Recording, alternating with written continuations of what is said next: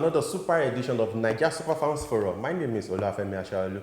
Today, let's quickly give you a sneak peek into what we'll be discussing today on the show. Of course, all is set now for the 2022 edition of the Africa Women Cup of Nations, which will be taking place in Morocco. Of course, all the teams they're already on ground, and of course, the Nigeria Football Federation President Amaju Mervin Pini has charged the girls, the champions, of course, Nigeria, the Super Falcons, they are the champions. He has charged them, of course, to go for the La Decima. Of course, for Cameroon, the president of the FECAFOOT, I'm talking about Samuel Eto'o, has also charged the Lionesses, of course, to reach at least the semi-final so that they will be able to pick one of the 4 World Cup tickets that will be available from that competition. And sadly, from Ghana, we'll be talking about the death of Abu Umuru. Of course, he was a former Black Stars player. He played for Real Tamale and, of course, for Great Olympics. He passed away, sadly, after battle with drug addiction. So sad, of course, right there in Ghana. And of course, we'll be talking about Ghana's preparation for the 2022 FIFA World Cup in Qatar. Addo, the report that is about to renew his contract with Borussia Dortmund, and that is really casting a lot of doubt about how long he's going to stay with the Black Stars of Ghana. So much to talk about today on the show, and of course we'll be talking about something that CAF is actually doing about the Confederation of African Football. They're doing something about the Champions League right here. They want to, of course, revert to the 2-legged final instead of one. What do you think about that? Kayode Ogundare is very much around. Kayode, welcome on the show once again. Thank you. I hope you're already in the spirit of course, we've forgotten about the WAFU. Now, WAFU is gone. The Africa Women Cup of Nations in Morocco, I meant to say. All is set now. And the opening game, of course, will be between Morocco and Burkina Faso. And again, Burkina Faso struck me. It seems that country is doing something right about their football. Remember, under 20 they were there, under 17 they were there, and now, of course, they will be playing the opening game against the host Morocco. But let's talk about the Super Falcons. Kayode, Pinnick has tried them to go for the 10th title.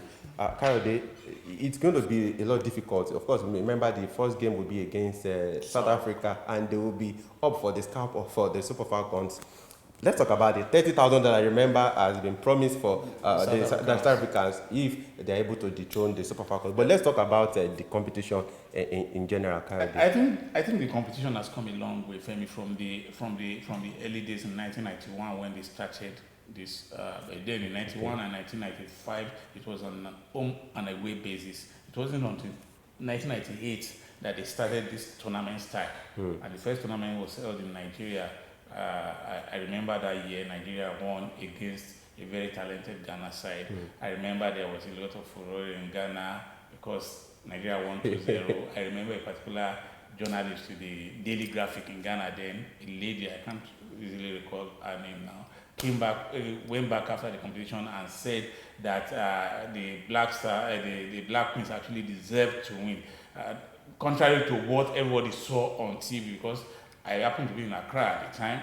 We saw the game on TV, and she said it was because of the way it was recorded, blah, blah, blah, blah, blah, not minding what happened on the field. Yeah, Ghana had a lot of talented players, but they fell short against Nigeria. The same for almost all African opposition. And from then till now, I think this edition will be the toughest so far for the Falcons, because whilst they have not been stagnant, others have come. They're catching up. They are catching up. So the speed at which the others are revving to catch up with them is not the same speed at which they are moving and developing. I've said this time down on Bafemi that having conquered Africa for this long, Nigeria should be a major player in the world of women football. We have not transited that African dominance onto the world stage until the South Africans have caught up with us. We saw how far they have progressed in the Aisha Buhari Cup, that they came to Nigeria to win. So that has given them enough motivation that, you know what, now if we could go to Nigeria to defeat the Nigerians, then we could take them apart anywhere. And this will be the if the South Africans fail to win this competition down, it could take them a long time to win it again, because this will be their best chance ever to win it. The Nigerians have named a very, very strong squad. Very, very strong. I must tell you. And of course, Randy Wadom has said the World Cup ticket is more important. Yes, It's for the him, most important thing, yeah. for him, but not But for it was the Nigeria. title. Because this is where the bragging rights lay. The World Cup is what Nigerians have come to take for granted. That out of 3-4 tickets, you will get one. But if you get the World Cup ticket and you do not win the AFCON title, you will have to pay. I remember Sam Okodo won in 2002, but because Nigerians still criticized the manner of the win, because that was the first time Nigeria was going to lose a game at all to any African opposition. Yes. Nigerians criticized and he was sacked. Not that he did not win. You've seen it as a bad try. Yes, not that he did not win, but because he did not win with style. That Ghana came. I remember they came to Warri to score. I think it was Albert Sake or Addo Abayo. One of those two actually got the goal. And then I remember Ghana had this very, very legendary goalkeeper, Memuna Sulemana. That was one of Africa's best women goalkeepers that I've ever seen. Femi, I kid you not. She was in top form. The Nigerians came back and defeated them in the final, having lost to them in the group stage. So it's not actually been easy for the as much as their dominance will reflect. It has never actually been that easy for them. I remember the years when the Equatorial Guineans were always on their neck. In fact, Equatorial Guinea won their 2 titles at the expense of Nigeria. So it shows that if the South Africans, and then don't forget Cameroon, they've always been around that top 4, so to speak. So if South Africa do not win it, I expect Cameroon to pose a challenge, or rising powerhouse Morocco.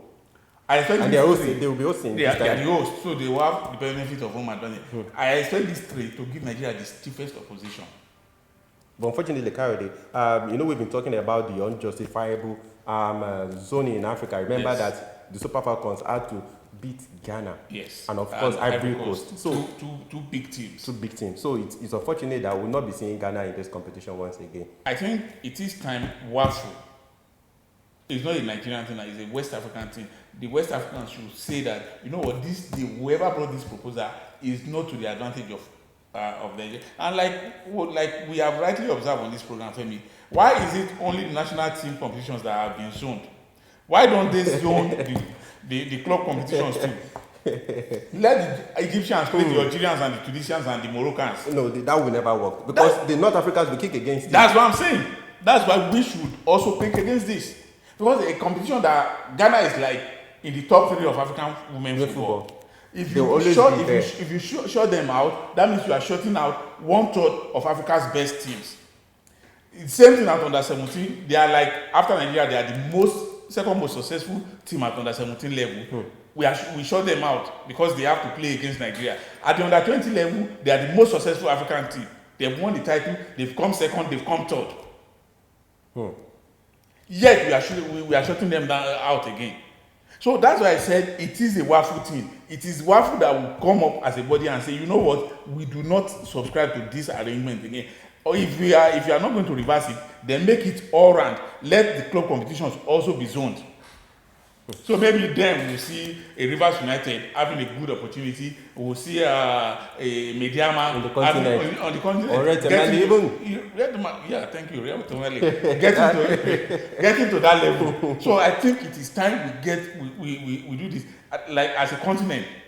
See, it is to Nigeria's advantage now. We won the under 17 and under 20 at the WAFU competition. So tomorrow we don't know what will happen. We may not know what others are feeling. The day it will happen to us, that's why we should be at the vanguard now to shout, to tell CAF that what they are doing does not have logic. I absolutely agree with you, Kayode. So let's quickly give you the groups for the African Women Cup of Nations. That will be kicking off in Morocco on July 2nd, just right behind the corner. Group A, we have Morocco, Burkina Faso, Senegal, and Uganda. Group B, we have Cameroon, we have Zambia, Tunisia, and Togo. And in Group C, we have the defending champions, the Super Falcons, South Africa, Burundi, and Botswana. I think it should be the easy ones for Nigeria and South Africa. And pardon me, earlier in the intro, I said the Super Falcons will be going for the 11th title. It's actually the 10th title. I'm already saying that. Kadi, let's talk about the unfortunate news that came from Ghana about the death of Abu Umuru, a former Black Star player Remember, it was a marshal in the midfield, and he was dubbed Jan Tigana because of the way he plays in the midfield. He played for Red Tamale and of course Great Olympics. But unfortunately, after we can't say he lost the battle with drug addiction, but it was actually because I saw a video of what had been done while he was alive. The place where he lived in abject poverty, and he seemed he lacked attention. There was even no one around to cater for him. But unfortunately, we lost him, Kayode. For me, it's always it's always a sad thing when we lose people, no matter the circumstances of their death. But when you now lose somebody who was a superstar in his lifetime, a legend in his own right, to drug addiction, for me, it is a sad way to end a life, a glorious life at that. You look at somebody who had the adulation of fans, who was celebrated everywhere he played, now ending his life in such a lonely manner. It is very sad. It's a sobering moment for us, and it's a wake-up call for younger players now, sportsmen and women, even if you are not involved in sports, that drug is not the way to go. No matter what, say, some people, I am very sure that 90% of the people who end up being addicted to drug did not set up to get addicted. Maybe they use it for depression, for this or that. At the end of the day, they get hooked and they cannot get off it again. It ruins families, it ruins lives, it takes lives. So we have to keep telling people this is not the way to go. It's a sad one that we have lost this guy, we cannot reverse his death. But what we can do is to sound a warning and a plea to others that this is not the way to go. May soul rest in peace. Amen. That announcement was made by Anthony Bafuit, president of the Professional Footballers Association of Ghana. And during his time, Kayode, we heard that some ex-internationals like himself, they came together, raised some money for him. But I think it was really deep into it. And, I was actually thinking, what could have led him into that? Perhaps what I concluded was perhaps because of maybe as a footballer, maybe he feel he didn't maybe make enough. And a lot of people use drugs to actually get out of the concerns, the depression, and all that. Like I said, we cannot pinpoint one particular thing because individuals vary. What leads this person to drug may not be the same thing that will lead this person to drug. But the bottom line is the result is always the same. And see, when somebody is addicted to drug, the proper thing is to take that person to rehabilitation and make sure you win him of that addiction, not giving him money. When you give him money, you end up stuffing his pocket with more money to feed his addiction. So as much as his former teammates had the best of intentions to help him get back on his feet, what they did actually just helped him to feed his addiction, not to curb it. So the right thing to do is to get the person, whoever he is, into rehab. Make sure that he's weaned off. I think that was done. Addiction. I think I read somewhere that was done. It's not a one-off thing, Femi. You don't keep your eyes off the ball when you are trying to win somebody of addiction. There are people who will stay off drugs, stay off alcohol like this for 2 years. All they need is just one shot. The work of those 2 years will go crashing down. The bug bites them again. That's it. So you have to keep him under constant. When you have tried to rehabilitate him, then did he have anything to do to keep his mind off it? Because if he's just sitting down not doing anything, his mind sometimes he won't even think about eating. He will be thinking about feeding his addiction, which is drug. Okay, let's quickly go on this very briefly. We're about to talk about the controversy that has been stirred by the Nigerian Football Federation President Ahmadu Pini, saying that Nigerian football is waxing stronger despite the fact that the Super Eagles missed out of the 2022 World Cup in Qatar. Kayode particularly is not very happy with that comment. Remember that, of course, of recent, Nigeria's eight great teams, they've done exploits in the continent, and of course, some were playing in the World Cup. So we're about to talk about that. But before then, I hope you have gotten your copy of the Making of Nigeria's Dream Team. Please get that copy put together by our own Dr. Mumini Allah. Remember that it's available on Amazon, and of course in Nigeria it's available on Jumia. And we've said if you want an autographed copy, of course we can arrange how you'll get that. Let's quickly go on this very brief, and we'll be back home to continue the program. Please stay with us.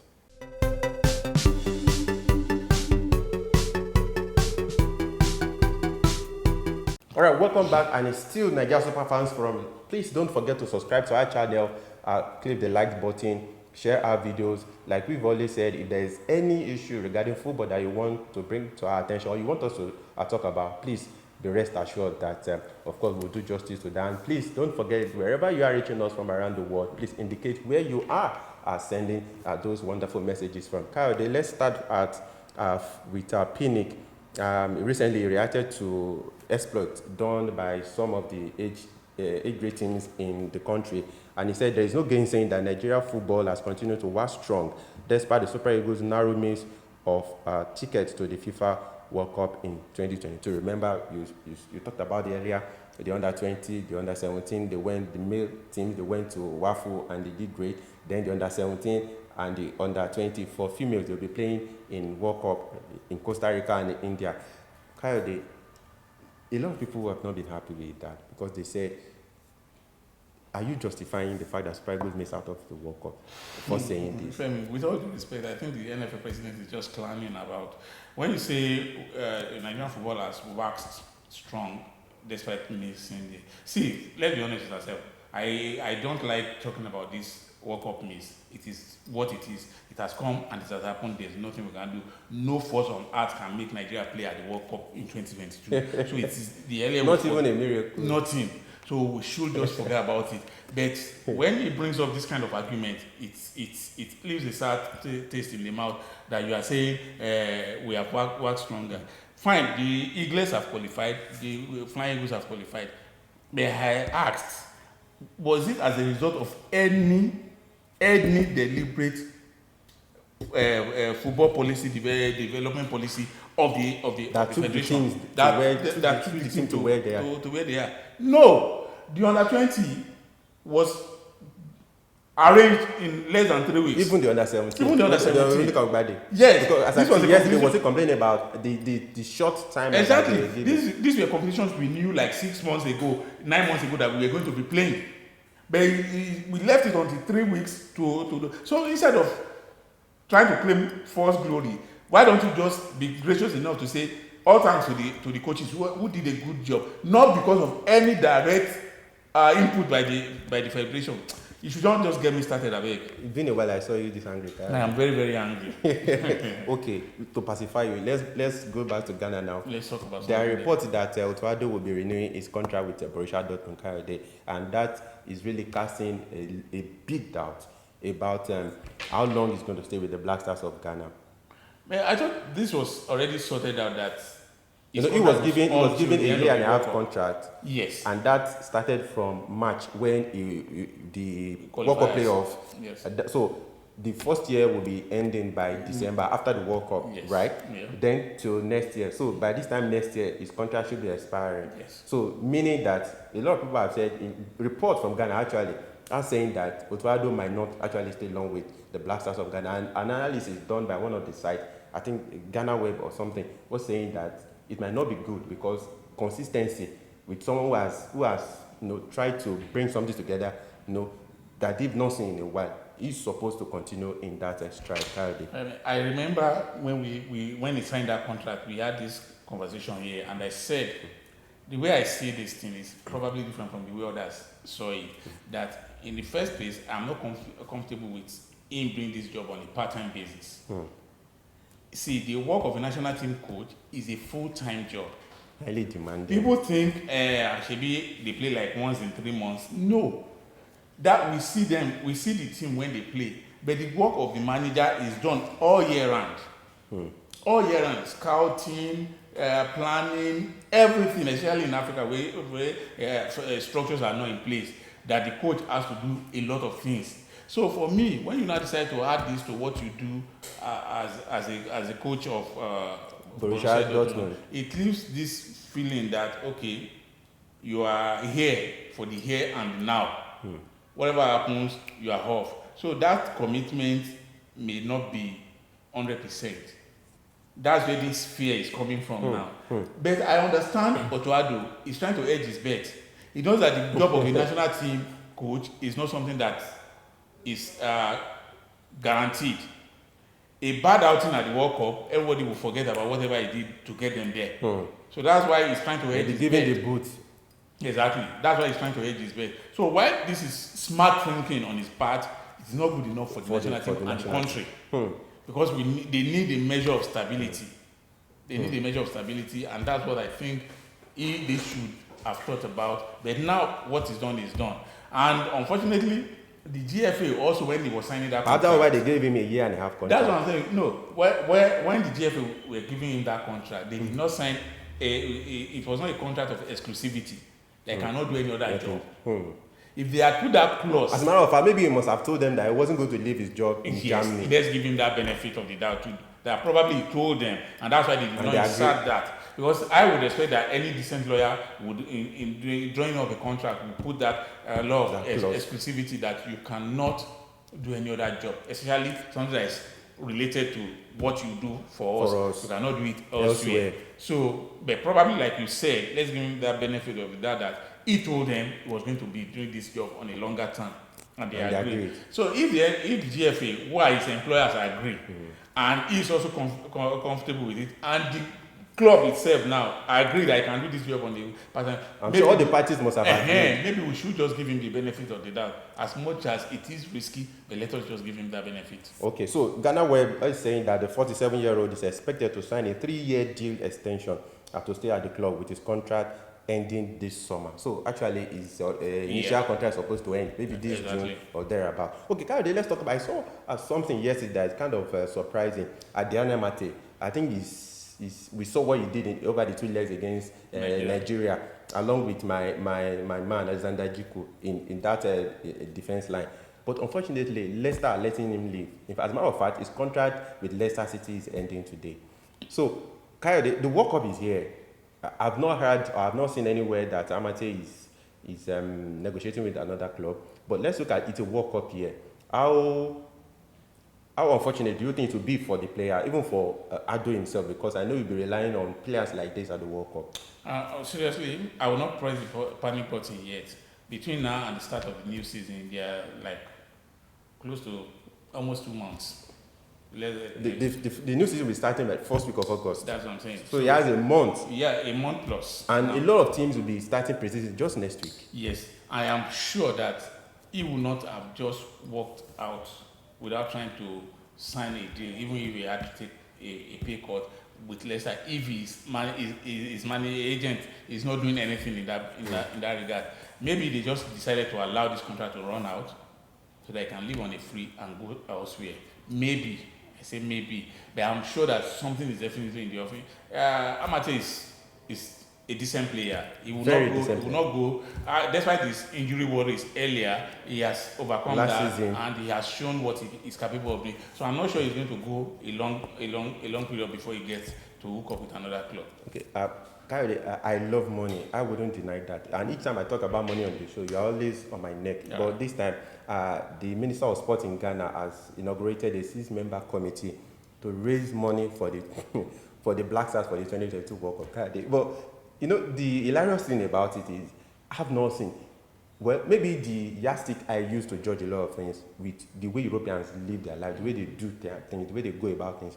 I have not seen where England, Brazil, Germany, Italy inaugurate committee to raise money for international competition. But we see it happen here in Nigeria, in Ghana, every time, Kayode.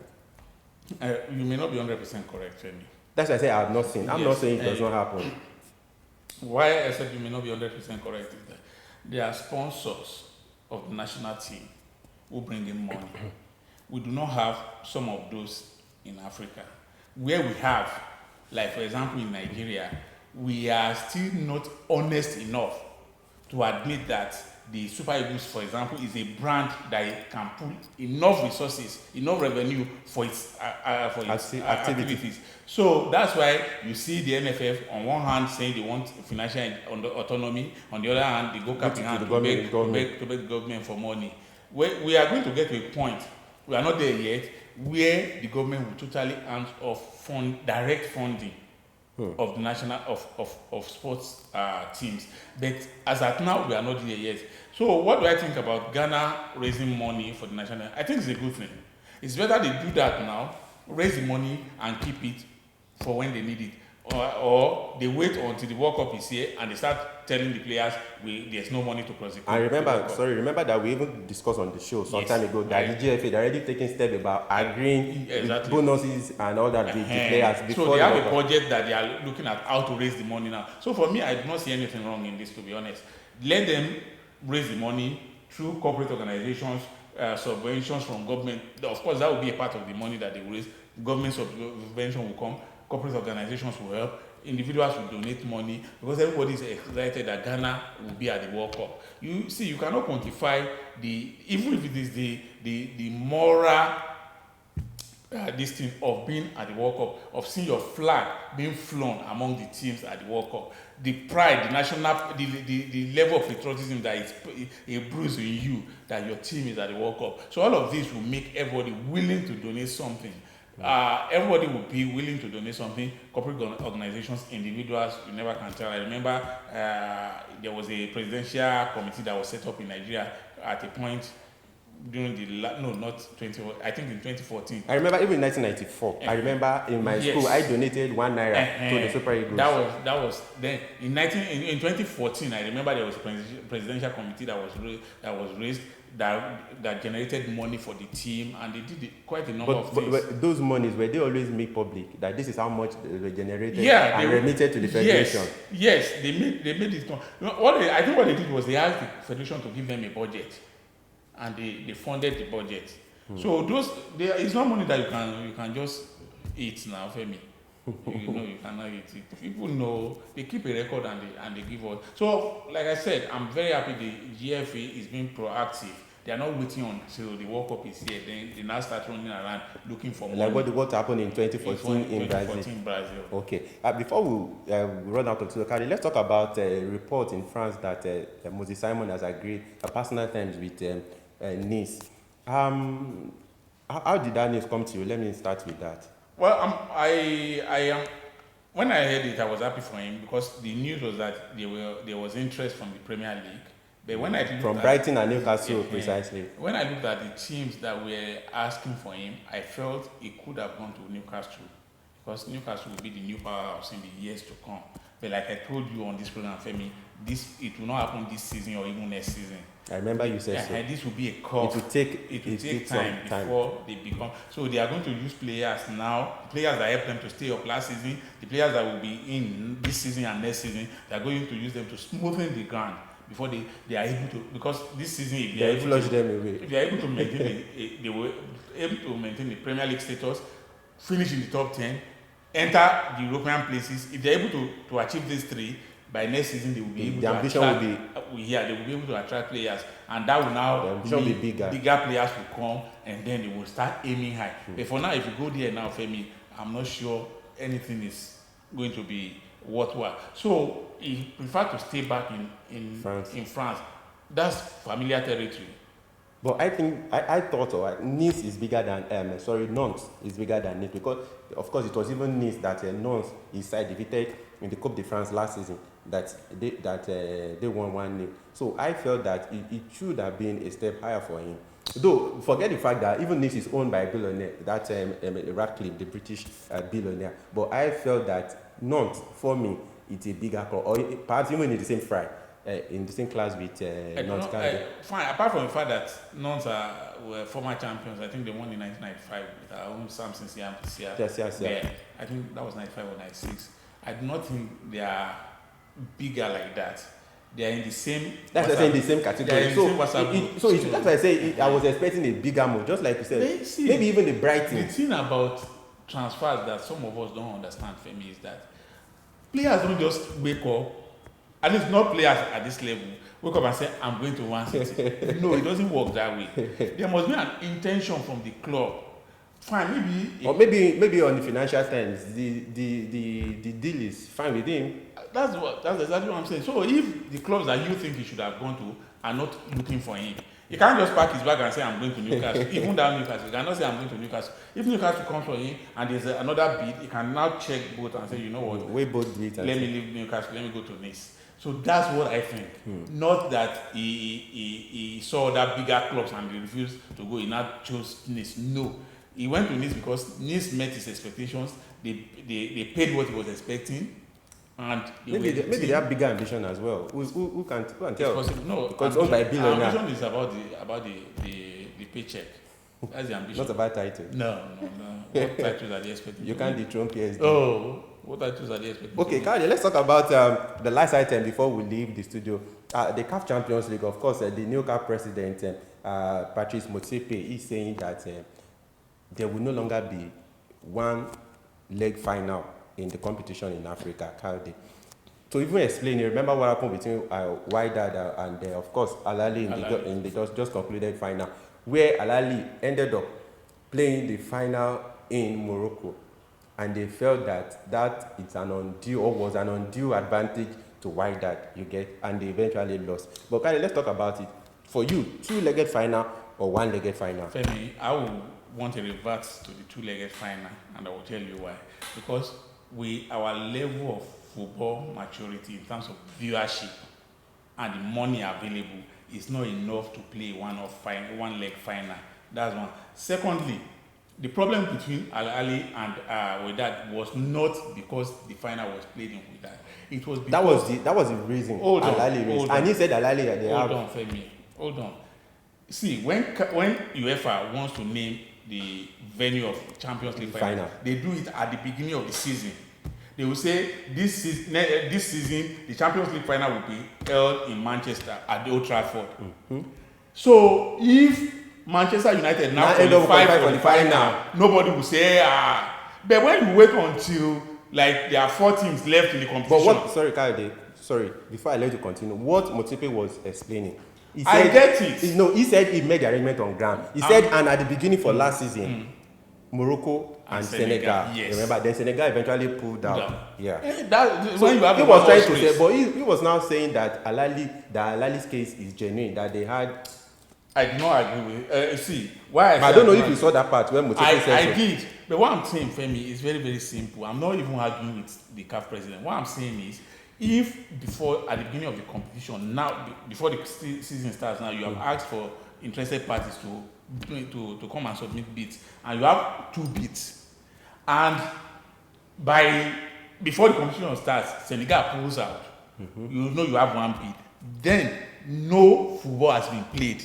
Already we now know that it is only 1 bid that we have, Morocco, in this stadium. So if at the end of the day, whether Raja, Casablanca or whichever team from the Botola Pro League now qualifies, nobody will accuse CAF or the Moroccans. They will know that, okay, there was only 1 bid, and it was this bid. But when you wait, like I said, even if Senegal had not pulled out, it would be unfair to say because Wydad had qualified. And Morocco is already hosting. So it is not can no longer take place in Morocco. That would be unfair. It would be unfair. I agree. It would be unfair. So that's why I said the best thing is announce at the beginning of the season who is going to host. But that is events have been overtaken that. For me, I think they should just revert to the 2-legged final. You already said they are reverting to the 2-legged final. Because actually it's just this silly attraction for copying everything that UEFA does. That's where CAF picked this from. And I remember saying it when they wanted to do it. I said it's silly. It's silly. It's not going to work. Imagine the last Confederation Cup final that they played in New York. If the governor of Akwa Ibom had not thrown open the gates for people, they would have played that game on an empty stadium. Because what is the motivation for UO fans to come and see a team from South Africa and a team from Morocco? What's the motivation for them? None. There are no big players in both teams that will attract me as a fan.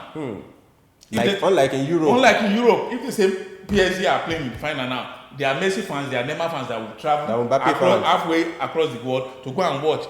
But I'm not sure I can mention 3 players from the South African team. I'm not sure I can mention 3 players from the Moroccan team. So we are the big stars that will attract me to come and watch. None.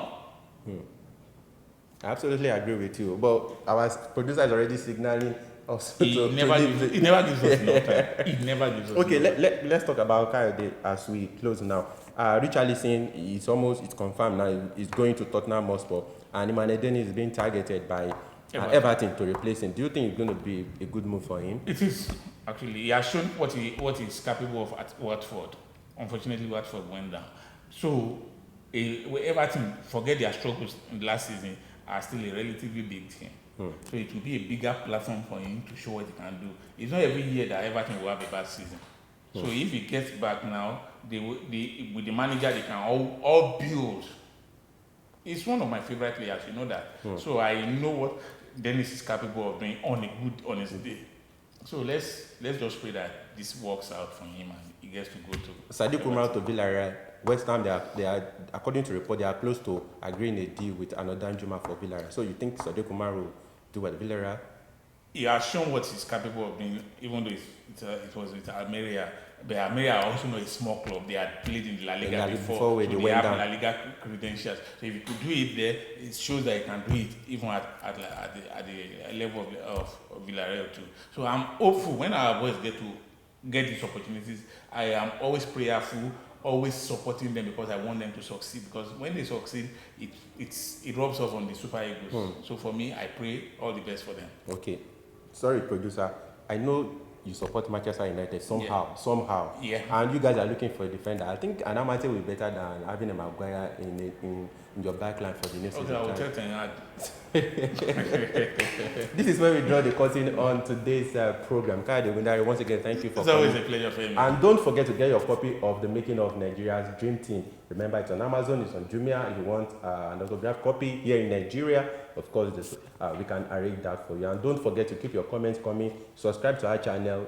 Click on that like button. Share our videos. And like we of late been saying, if there is any issue regarding football that you want us to talk about, we'll give it the due attention right there. To our producer for always doing it for us, we say thank you. And to you, you have always been keeping faith with us. We say thank you. And look out for the Africa Women Cup of Nations. It kicks off this weekend in Morocco. It's going to be a splendid one. Unfortunately, Ghana will not be there, but subsequently, of course, the Black Queens, of course, they will be right there in the continent once again. Until we come your way again, I remain Oluwafemi Ashalu. Have a fantastic weekend.